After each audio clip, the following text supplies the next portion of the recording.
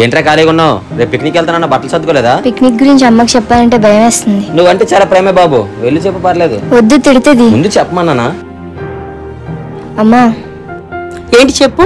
Friends తో picnic వెళ్తానమ్మా. Picnic లేదు, ఏం లేదు, వెళ్ళి చదువుకో. పిక్నిక్ వెళ్ళొద్దని నార్మల్ గా చెప్పొచ్చు కదక్క. పిల్లలకి ఆ మాత్రం భయం ఉండాలిరా. అది కాదక్క, భయంతో పాటు ప్రేమ కూడా ఉండాలి కదా. అయితే దాని మీద నాకు ప్రేమ లేదంటావా ఇప్పుడు? ఆ ప్రేమ లోపల ఉంటే సరిపోదంటున్నా అక్క. అప్పుడప్పుడు వాళ్ళతో మాట్లాడి వాళ్ళ కష్టసుఖాలు తెలుసుకోవాలి కదా. అయితే దానికి ఇప్పుడు ఫ్రీడమ్ ఇవ్వమంటున్నావా?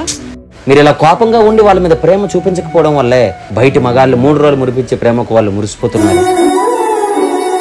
ఒకసారి వాళ్ళతో ఫ్రెండ్లీగా ఉండి చూడు, ఏ తప్పు చేయాలని ఆలోచిస్తారు. అదే వాళ్ళతో కోపంగా ఉండి చూడు, మీకు తెలియకుండా ఎలా తప్పు చేయాలని ఆలోచిస్తారు.